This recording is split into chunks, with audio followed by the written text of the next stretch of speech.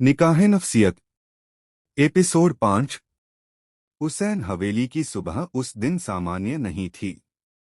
हालांकि सूरज रोज की तरह ही निकला था, पर उसकी रोशनी में आज सुकून नहीं था। आंगन में बैठी दादी जान की तस्बीह आज बार बार रुक रही थी। उनका दिल बिना वजह भारी लग रहा था। या अल्लाह, आज दिल बेचैन क्यों है? उन्होंने खुद से कहा। उधर ऊपर कमरे में जोहरा नींद से जागी। बुखार उतर चुका था, लेकिन शरीर अब भी कमजोर था। उसने धीरे से करवट बदली और उसकी नजर सबसे पहले आयान पर पड़ी।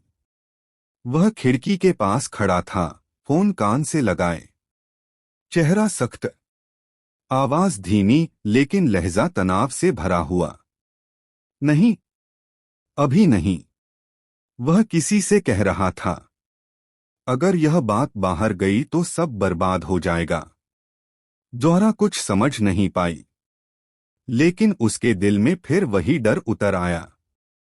आयान ने फोन काटा और पीछे मुड़ा। जोहरा की आंखें उससे मिल गईं। एक पल के लिए वह ठिठक गया। तुम जाग गई? जोहरा ने सिर हिलाया। हाँ। कमरे में कुछ सेकंड का सन्नाटा छा गया। फिर जोहरा ने हिम्मत करके पूछा, सब ठीक है न? आयान ने वही पुराना जवाब दिया। हाँ, लेकिन इस बार उसकी आवाज में झूठ साफ झलक रहा था। जोहरा ने और कुछ नहीं पूछा, क्योंकि उसने समझ लिया था। कुछ बातें ऐसी होती हैं जिनसे इंसान खुद भागता है। नाश्ते की मेज पर माहौल अजीब था। सब मौजूद थे, पर बातचीत कहीं नहीं थी। दादी जान ने जोहरा की तरफ देखा। आज यूनिवर्सिटी मत जाओ बेटी, अभी पूरी तरह ठीक नहीं हो। जोहरा ने हल्की मुस्कान के साथ कहा। दादी जान, घर में बैठे बैठे और घुटन होती है। आयान ने उसकी तरफ देखा। अगर थकान लगे तो वापस आ जाना। उस वाक्य में हुक्म नहीं था, फिक्र थी। जोहरा ने पहली बार उसे ध्यान से देखा, और पहली बार उसे महसूस हुआ, यह आदमी बोलता कम है, लेकिन जब बोलता है तो मतलब रखता है। जैसे ही जोहरा यूनिवर्सिटी के गेट से अंदर दाखिल हुई, उसे कुछ अजीब लगा।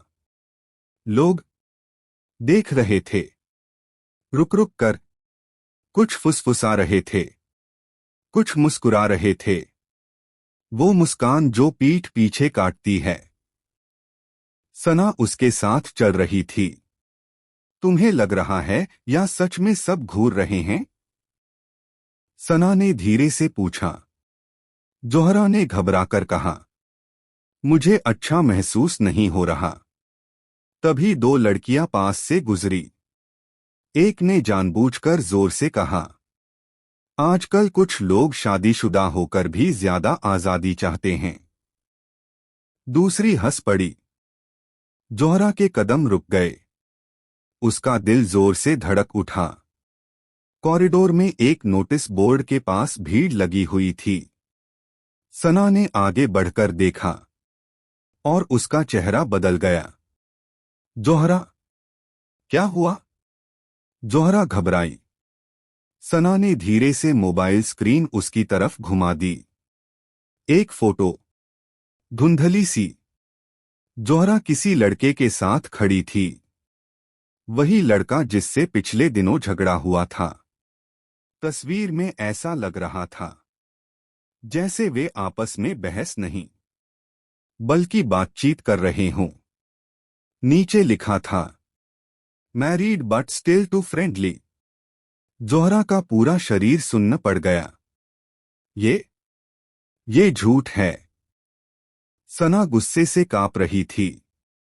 किसी ने जानबूझकर फैलाया है। जोहरा के कानों में आवाजें गूंजने लगीं। फुसफुसाहटें, ताने, हंसी। उसका सिर चकराने लगा। क्लास में बैठी जोहरा कुछ सुन नहीं पा रही थी। टीचर बोल रहे थे, लेकिन हर शब्द उसके कानों से टकराकर गिर जा रहा था। उसकी आंखें बार बार दरवाजे की तरफ जा रही थीं।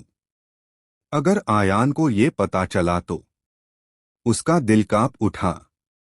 उसे डर नहीं था अपनी बदनामी का। उसे डर था कि आयान फिर से दूर हो जाएगा। वो दूरी जो उसने बड़ी मुश्किल से कम होते देखी थी। एमबीए ब्लॉक में आयान अपने दोस्तों के साथ बैठा था। तभी समीर भागता हुआ आया। भाई, गड़बड़ हो गई। आयान ने माथा सिकोड़ दिया। क्या हुआ? समीर ने मोबाइल आगे बढ़ाया। जैसे ही आयान ने स्क्रीन देखी, उसकी आंखों में आग भर गई। किसने किया ये? पूरे कैंपस में घूम रहा है। समीर ने कहा, लोग बातें बना रहे हैं। आयान ने बिना एक शब्द बोले कुर्सी से उठकर बैग उठाया। उसके कदम तेज थे, बहुत तेज। जोहरा क्लास से बाहर निकली ही थी कि सामने आयान खड़ा था। उसकी आंखों में गुस्सा था, लेकिन उससे ज्यादा चोट। ये क्या है? उसने मोबाइल उसकी तरफ बढ़ाया। जोहरा की आंखें भर आईं। मुझे नहीं पता। किसी ने जानबूझकर। तुम उस लड़के से बात क्यों कर रही थीं? उसकी आवाज तेज हो गई। जोहरा चौंक गई। आप भी मुझ पर शक कर रहे हैं? आयान चुप हो गया। उसकी खामोशी जोहरा के लिए सबसे बड़ा ज़ख्म थी। अगर आप भी यही सोचते हैं। उसकी आवाज कांपने लगी। तो फिर बाकी दुनिया क्या सोचे, फर्क ही क्या पड़ता है? आयान ने कुछ कहना चाहा, लेकिन शब्द नहीं निकले। जोहरा पीछे हट गई।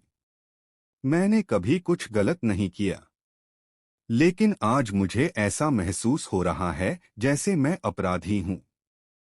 वह रोती हुई वहां से चली गई और आयान वहीं खड़ा रह गया। वॉशरूम के एक कोने में बैठी जोहरा सिसक रही थी।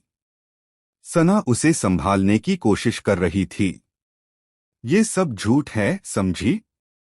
सच बाहर आएगा। जोहरा ने टूटे स्वर में कहा। सच तब मायने रखता है जब अपना इंसान उस पर यकीन करे। उसकी आंखों में आंसू नहीं थे, अब दर्द था, बहुत गहरा। यूनिवर्सिटी के पीछे वाले कैफे में वही परछाई बैठी थी। टेबल पर मोबाइल रखा था। स्क्रीन पर वायरल पोस्ट खुली हुई थी। वो हल्की मुस्कान के साथ बोला, पहला वार सफल रहा। फोन पर दूसरी आवाज आई, अभी तो शुरुआत है। हमें उसका घर तोड़ना है। परछाई बोली, दिल तोड़ना सबसे आसान तरीका है। उसने स्क्रीन बंद कर दी और उठकर चला गया। शाम ढल चुकी थी।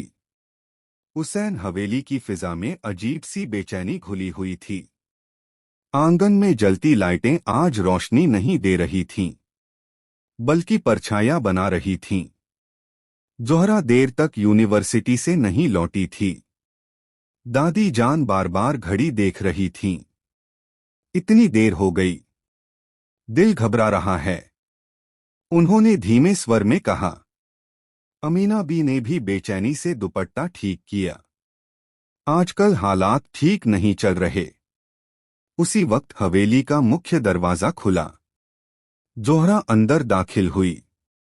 चेहरा उतरा हुआ, आंखें सूजी हुई। ऐसा लग रहा था जैसे किसी ने उसकी आत्मा तक थका दी हो। जैसे ही उसने दहलीज पार की, फरीदा फूफी की तेज आवाज गूंज उठी। लो आ गई बहुरानी। जोहरा ठिठक गई। उसने सिर झुका लिया। इतनी देर? फूफी ने व्यंग्य किया। यूनिवर्सिटी है या कोई और ठिकाना? जोहरा ने कुछ नहीं कहा। वो जवाब देने की हालत में नहीं थी। पर चुप्पी भी कई बार गुनाह बना दी जाती है। फरीदा फूफी ने मोबाइल हवा में लहराया। ये क्या है, जरा बताओ। दादी जान चौंक गई। क्या बात कर रही हो? फूफी ने स्क्रीन सबके सामने कर दी। वही तस्वीर, वही झूठ, वही अफवाह। अमीना बी का चेहरा सफेद पड़ गया। ये कैसे? जोहरा की सांस रुक गई। उसने कांपती आवाज में कहा, ये झूठ है। मैंने कुछ गलत नहीं किया। झूठ? फरीदा फूफी हंस पड़ी। तस्वीरें भी झूठ बोलने लगीं अब। जोहरा का सिर झुक गया। उसके होंठ कांपने लगे। कमरे में मौजूद कुछ रिश्तेदार आपस में धीरे धीरे बातें करने लगे। आजकल की लड़कियां, शादी के बाद भी, परवरिश का असर। हर शब्द जोहरा के दिल पर हथौड़े की तरह लग रहा था। दादी जान ने लाठी जमीन पर मारी। बस करो। कमरा शांत हुआ। लेकिन जोहरा का दिल नहीं। तभी सीढ़ियों से कदमों की आवाज आई। आयान। वह यूनिवर्सिटी से सीधा घर आया था। चेहरा कठोर था। आंखों में गुस्सा नहीं, बल्कि तूफान था। उसने तस्वीर देखी, फिर जोहरा को देखा। उसकी हालत देखकर उसका दिल अंदर से कांप गया। फरीदा फूफी ने मौका नहीं छोड़ा। आयान, अब तुम ही बताओ। ये तुम्हारी बीवी है। क्या यही है खानदान की इज्जत? कमरे में सन्नाटा छा गया। सबकी नजर आयान पर थी। जोहरा की सांसें रुक गईं। वो जानती थी, अब जो आयान बोलेगा वही उसका मुकद्दर तय करेगा। वह आगे आई। आवाज कांप रही थी, लेकिन शब्द साफ थे। अगर आपको मुझ पर यकीन नहीं है, तो मैं इस घर में एक पल भी नहीं रुकूंगी। दादी जान चौंक गईं। बेटी। लेकिन जोहा रुक नहीं पाई। मैंने कभी कोई गलत काम नहीं किया, लेकिन हर बार मुझे खुद को साबित करना पड़ता है। उसने आयान की तरफ देखा। आंखों में एक सवाल था। क्या आप भी? कुछ सेकंड आयान कुछ नहीं बोला। वो पल जोहरा के लिए सदी जैसा था।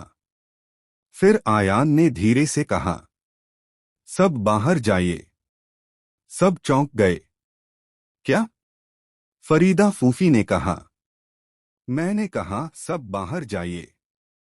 इस बार उसकी आवाज में आदेश था। एक एक कर सब लोग बाहर चले गए। कमरे में सिर्फ 3 लोग बचे। दादी जान, जोहरा और आयान। आयान जोहरा के सामने खड़ा हुआ। मेरी तरफ देखो। जोहरा ने कांपती आंखों से उसकी ओर देखा। क्या तुमने कुछ गलत किया? उसने बिना रुके कहा।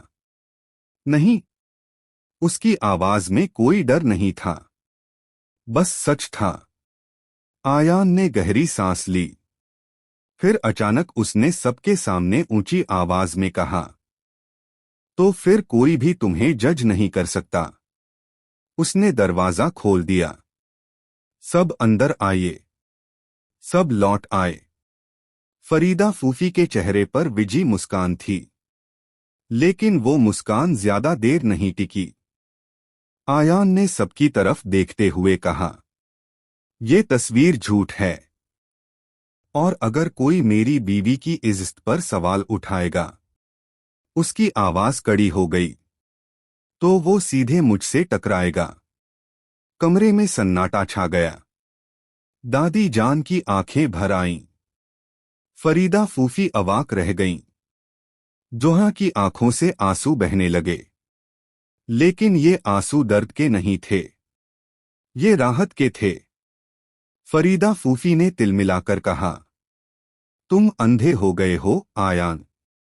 आयान ने बिना पलके झपकाए कहा, नहीं फूफी, मैंने पहली बार साफ देखना शुरू किया है। फिर उसने वो बात कही जो किसी ने सोची भी नहीं थी। अगर इस घर में मेरी बीवी को रोज खुद को साबित करना पड़ेगा तो हम दोनों अलग रहेंगे। पूरा कमरा हिल गया। क्या? अमीना भी चौंक उठी। दादी जान की लाठी कांप गई। अलग? आयान ने सिर झुकाकर कहा। मैं घर नहीं छोड़ रहा, मैं जुल्म से दूरी बना रहा हूं। जोहरा यह सुनते ही फूट फूट कर रो पड़ी। मैं नहीं चाहती कि आप मुझसे वजह बनकर। आयान ने पहली बार उसका हाथ थामा। तुम वजह नहीं हो, उसने धीरे से कहा। तुम सच हो। उस एक वाक्य ने जोहरा की सारी तकलीफ तोड़ दी। उसी रात हवेली के बाहर परछाई खड़ी थी। फोन पर बोली। उसने बीवी का साथ चुन लिया। दूसरी तरफ से आवाज आई। तो अब वार उसी रिश्ते पर होगा। परछाई मुस्कराई। अब दर्द शुरू होगा।